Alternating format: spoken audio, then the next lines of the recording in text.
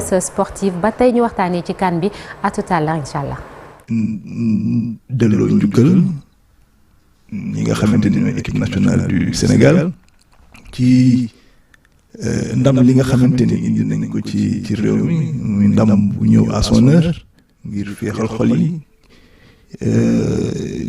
di teg félicitations yi ak njukkal bi ci loxo président de la République mu wasaare ko ci mbooleem bànqaas yi ci réew mi. félicité ñi nga xam ne ñooy staff technique am ak ñii di encadrement bi ba ci ministre des sports di wax ni mbégte la pour réew mi yëpp ngir ndam bi nga xamante ni Sénégal soxla na ko ci jamono bi nga xamante ni jamono ay mën nañu wax ni jafe-jafe la ci réew mi ndax jafe-jafe ci wàllu koom mu ñëw nekk li ñuy waxee bom dans le cœur des Sénégalais. démb nit ñi wane nañ ko ci li nga xamante ni mooy parade bi ñu def ànd ak Lions yi jaar ci mbeddu Dakar yi mu nekk lu neex ci xol fa tabarakallah di féliciter yi ñi nga xamante ni ñooy leen encourager mooy le peuple marocain ñoom ñi nga xamante ni ñoom ñoo ñu dalaloon accompagner ñu suñu premier match ba suñu 6e match. ci organisation bu mucc ayib la perfection n'étant pas de ce monde waaye li ñu waroon def it def nañ ko ñu delloo leen njukkal ci dalal ñu dalal féliciter donc le peuple marocain ma wax ko ci tubaab ndax ñoom peut-être am nañu ciy déglu am nañu fi ay xarit sur le niveau organisationnel de cette CAN et tout l'accompagnement que le peuple marocain a eu avec les Sénégalais. Du premier au 6e match. Le Sénégal jouait comme s'il était à domicile, comme on dit. Et cela, nous le devons aussi au peuple marocain. Li yàlla def nag mooy ndam li ñun la ko yàlla jox ñu sante ko yàlla di wax ni li nga xamante ni moo am ci 7e match bi mën nañu wax ni cat la cat bu dugg suñuy diggante ak Maroc. waaye mu nekk loo xamante ni dañ ko war a pour mën dépasser Sénégal ak Maroc ay li ñuy wax ay c'est des pays amis ñaari dëkk yoo xamante ne ay xarit lañu ci base relation séculaire depuis li ñuy wax les caravanes transsahariennes yi nga xamante ni ñoo daan jóge Maghreb di ñëw ba Afrique sowu jant jaare ko ci relation diplomatique yi nga xamante ni mbooleem buur ak mbooleem chef d'état yi nga xamante ni jaar nañ fi suqat nañ ko ñu ngi rappelé ni Mohammed V bi nga xamante ni Sa Majesté Mohammed V au retour d'exil sax jaar na fii Dakar c'est son ci doomam Sa Majesté Roi Hassan da nga xamante dafa am benn complicité intellectuelle ak le président Senghor suqat relation boobu yeneen ñi fi topp ci ñoom muy président Abdou Diouf ba ci Macky Sall ba ci tey jii président Diomaye Faye dañoo continuer di suuxat relation boobu gën koo dëgëral à travers aussi roi yi nga xamante jaar nañ fi ba ci Mohammed VI bi fa tabarakallah kon mu nekk relation yu sur le plan diplomatique yu mucc ayib li koy firndeel mooy à chaque fois que état Sénégal amoon jafe-jafe Maroc dafay taxaw ci wetam. tension sportive yi nga xamante ne ñoo am gannaaw final bi fragiliser relation diplomatique yi dox diggante réew mi. waaw xam nga pas diplomatique d'ailleurs. waaw eggaguñu foofu je pense que xam nga mbir bu amee li ngay xool ci réseaux sociaux yeeg contrat yi nga xamante ni ñi koy def à travers médias interposés day nekk benn firnde ci li war a xew. loolu la ñuy gàttandu nii ndax pour xam ni relation yooyu le temps de l'instantanéité des réseaux sociaux warul ébranler l'histoire le long temps de l'histoire bi nga xamante ni am nañ ko construire nañ ko co-construire nañ ko entre nos deux pays et loolu la ñuy gàttandu nii pour wax ni lii xew ci ñaari réew yi wax naa sur le plan diplomatique tey li ko gën a consolider mooy les relations économiques yi nga xam ne ndax mën naa wax ne bu njëkk ay relations plus ou moins émotionnel mën naa am culturel spirituel mën naa am ñun ñi nga xamante ni ñi ngi bokk ci wàllu diine islam diine bu ñoo bokk mën naa wax ñoo bokk mazhab ñoo bokk école achari ñoo bokk tasawuf ñi nga xam ñoo bokk ci tijaniya ñoo bokk ñoo àndandoo oui. nga baal ma. ndax relation économique moo ëpp doole ci yëf yi. parce que ñii di Maroc. dañoo am ay intérêt ci Sénégal seen banque yeeg. wàllu logement yu ma xamul. bari na lool. xëy na njariñ la ci Maroc. mu am ay relation yu apaisé ak Sénégal relation dal. effectivement loolu laa bëggoon eggale wax ji ma ni bu njëkk ay relation plus ou moins mën naa wax ni culturelle la woon spirituelle mais dafa dem ba tey mu nekk ay relation économique te rek li ñuy wax relation économique li may wax échange de bons procédés la nekkatuñu ci émotion nekkatuñu ci dañuy xool léegi intérêt wu ñaari réew te tey mën naa wax ni intérêt wu ñaari réew mooy ñu continuer di liggéey ndax mën naa wax ni c'est un modèle de coopération sud-sud assez réussi même su fekkee ni que c'est à l'avantage du Maroc booy xool les investissements massifs yi nga xam ne def nañ ko ci wàllu banque assurance ci wàllu mine cimenterie tey ci mbooleem bànqaasu économie yi nga xamante ni marocain investir nañ ko ci réew mi mais aussi Maroc day recevoir ay sénégalais di ñu ndax tey xale yi nga xamante ñi ngi Maroc liggéey yu ci bari boo leen bàyyi woon ñu ngi ci chômage Sénégal donc am na bouée de sauvetage bu ñu Maroc sànni foofu c'est un marché aussi pour certains de nos produits agricoles c'est marocain ñi déverser ay produits agricoles fii mais de tey bu ñuy delluwaat am na lu ñuy yóbbu donc am na lu ñuy gagner ñaari pays yëpp am na lu ñuy gagner sur le plan économique il y a des échanges au niveau universitaire boo gisee y a des Marocains qui sont là qui font la fac médecine tey ñun ñi nga xamante ni man Maroc laa jàngee beaucoup de Sénégalais aujourd'hui bénéficient de la bourse de l'AMC de l'agence marocaine de coopération internationale di jox ay bourses ay Sénégalais ñuy liggéey foofu ñëw compétence yooyu di dellu soit ci réew mi donc dafa bari ay bànqaas yi nga xamante ni tey waruñu ko nasaxal pour que ndax benn 90 minutes boo xamante ni ñëw na c'est vrai il y a eu des comportements peut-être regrettables l'entraîneur donte ci émotion la ko defee li mu def mais aussi mën nañu wax ni ci réactivité la ko defee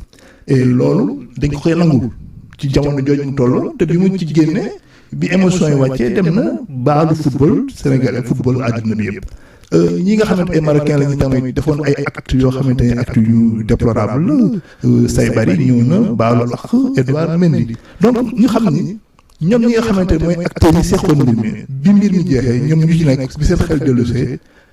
ku ci nekk dem nga baalu sa morom joxante li nga xamante ni mooy jafe-jafe yi waroon a am ci loolu passé na li ci des nag mooy les actions peut-être judiciaires yi nga xamante ni am nañ ko j'ai une pensée aux Sénégalais aux 17 Sénégalais yi nga xamante ni ñu ngi foofu des c'est vrai il faut laisser la justice faire son travail ñu leen di ñaanal yàlla bañ a teg dara benn ci seen ndodd justice bañ a teg dara ci seen ndodd ñee ñu aussi ñu ñaan autorités yi ñu faire jouer la carte diplomatique Sénégal ak Maroc mosuñu dem ci ay yooyu mbirum yoon à chaque fois bu amee jafe-jafe même ñun bi nga xam ne dañu daan jàng foofu sax léegi-léeg nga gis ay Sénégalais yu amoon ay jafe-jafe ci yoon mais ambassade bi moo daan dem toppatoo ko ba nga xamante ni Sénégalais yi en tout cas bu dul loo xamante ni lu graaw la ñu fexe ba ñu bàyyi leen donc je pense que la carte diplomatique ñuy interpeller peut-être l'ambassadeur bi nga xamante ni mi ngi fii muy Hassan Nasri mu ku am Pastef avec l'ambassadeur bi nekk Sénégal bi nekk Maroc ñu faire jouer la carte diplomatique pour faire revenir la paix amu ñàkk jàmm sax amu fa mais ñu anticiper ci lépp jafe-jafe boo xamante ni mën na am mais aussi ñu woo suñu mbokk marocain et peut-être naa ko wax ci français. kenn bañ a néewal doole kenn nag. waaw loolu tamit dëgg la. que le Sénégal soit fragilisé dans ce qui s'est passé. dëgg la il faut pas que Sénégal xam nañ ci dëkk boo xamante ni dëkku jom la fët la ba fee dañu am dëkku dignité la du nangu aussi yenn difficulté mais li ci am solo surtout mooy faire jouer la carte de l'apaisement Sénégal mën nañu dem les Sénégalais boog yi nga xamante ni ñi ngi les Marocains yi nga xamante ni tey dañuy am ay escalade verbale ñooñu lay appelé di wax ni que Sénégal ak Maroc mosuñu nekk des rivaux. damay gis souvent Marocains yi ci réseaux sociaux yi ñu yaakaar ni dafa am benn complot bu am entre le Sénégal et d'autres ennemis du Maroc. Je pense que loolu ça n'existe pas.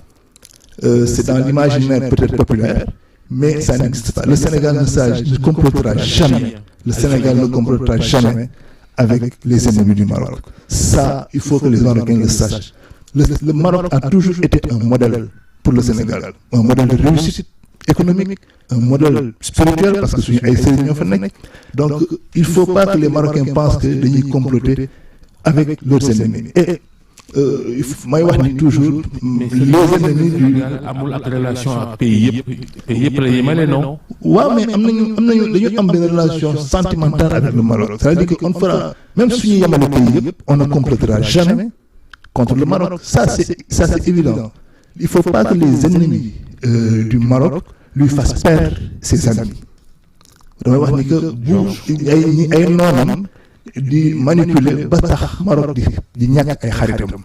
loolu il faut que Marocains aussi ñu delloo si waat seen xel. Sénégalais tamit bañ leen a topp ci escalade boobu parce que c'est vrai ñun ñu ngi ci euphorie coupe bi talatuñu leen woon. mais comment faire pour que tension yooyu bañ a dépasser cadre sportif seulement surtout que ñi nga xamante ne ñoo ko seqoon ci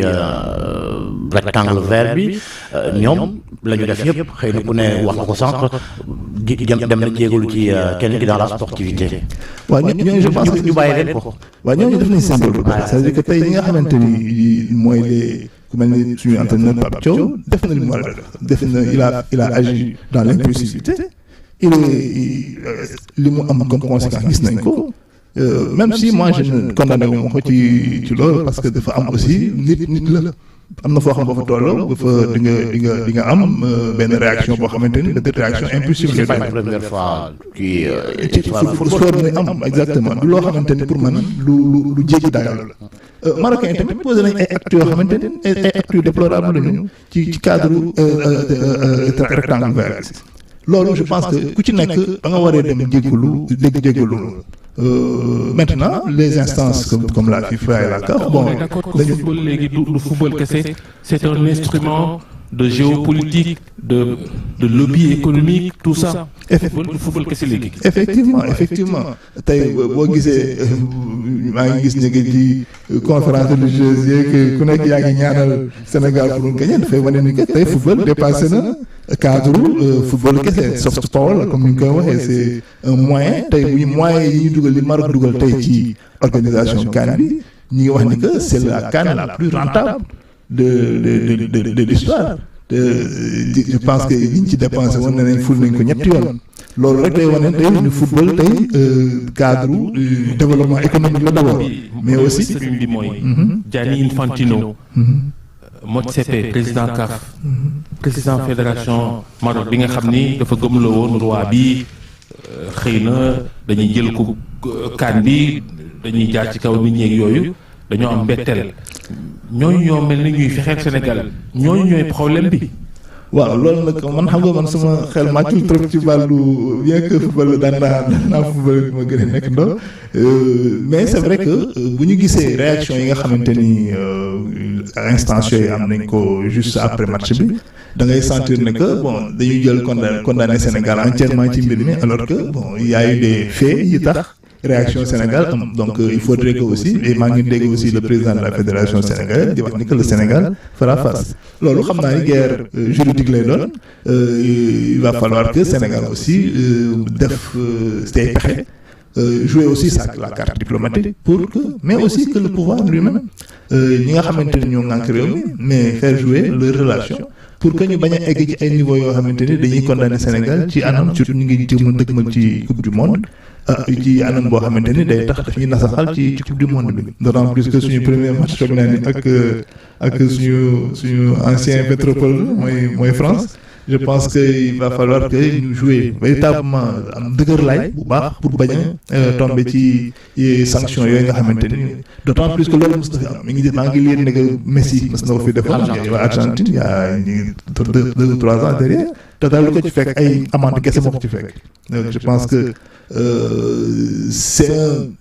taxawaay la boo xamante ni tey il faut que Sénégal taxaw ko ci wàllu diplomatie ci wàllu suñu ay dëgër laay ci wàllu CAF ba nga xamante ni bu amee sanction du nekk sanction bu lourde bu am ay conséquences ci suñu taxawaay ci wàllu coupe du monde. mais est-ce que du ñaari réew ci seen wàllu bopp aussi ñoo war a teg fee ay ñoomin FIFA ak ñi nga xamante ne daf mel sax dañu ni ñu koy waxee ci yeneen ingérence ci suñu footballu bopp donte sax y a une hiérarchisation des organisations yi nga xamante ne ñoo seq football bi mais ku nekk ñu bàyyi ko li nga xamante ne moom nga moom. waaw d'abord man je pense que recours yi nga xamante ne ñoom la fédération marocaine war na ko mën a teg parce que Sénégal ak Maroc suñu dem ci ay mbirum yoon je pense que je vais le dire en français pour que les Marocains le comprennent nous appelons véritablement la fédération marocaine à peut-être lever ces recours parce que le Sénégal et le Maroc entretiennent des relations tellement profondes que aller en justice ou bien nous faire aller dans un arbitrage n'est pas disons une bonne chose entre les deux pays. Il va falloir que les deux fédérations se parlent. Moi je pense que nos deux fédérations doivent se parler, peut-être les médiateurs interposés pour qu'on puisse dépasser ce. Sans que les réseaux sociaux il faut démentir les fake news qui circulent, qui disent que am na ay butigu marocain yu ñuy soggu Sénégal ak yooyu loolu amul il faut quand même que ñu jàppale ñëpp ñu démentir information yooyu bu yeggee ca Maroc mën naa jur leneen. Oui, je pense que c'est l'occasion déjà de présenter nos condoléances à la personne qui est décédée au Maroc et le Maroc a démenti qu'il ne s'agissait pas en tout cas des faits à la suite du match. Comme aussi, nous, en tout cas, les faits qui sont accusés par exemple pour destruction de biens de Marocains au Sénégal n'existent pas. C'est des faits qui ont été relayés à travers les réseaux sociaux, mais lolo amul. Je pense qu'aujourd'hui, il va falloir qu'on fasse attention aux réseaux sociaux. Les fake news qui sont véhiculées à travers les réseaux sociaux. Aujourd'hui, le Sénégal, les Marocains circulent librement au Sénégal, les Sénégalais circulent librement au Maroc. Il faut juste que cette psychose qui est en naissante puisse être levée, que les gens vaquent normalement à leurs occupations, que les élites, que ça soit au niveau des élites marocaines ou des élites sénégalaises, puissent appeler au calme, appeler à l'apaisement pour qu'on puisse arriver à un consensus et que les relations restent au beau fixe entre les deux pays. yaa ngi naan sax sànq sa xel màccul ci football waaye ba fàttali ni football kat nga woon de. football kat di sol lunette yeeg yooyu. mi ngi noonu Serigne Cheikh Tidiane Sy Al Amine jërëjëf ci waxtaan wi jërëjëf Georges jërëjëf soxna Naata Mbaye. Vous avez besoin de caution sur des marques.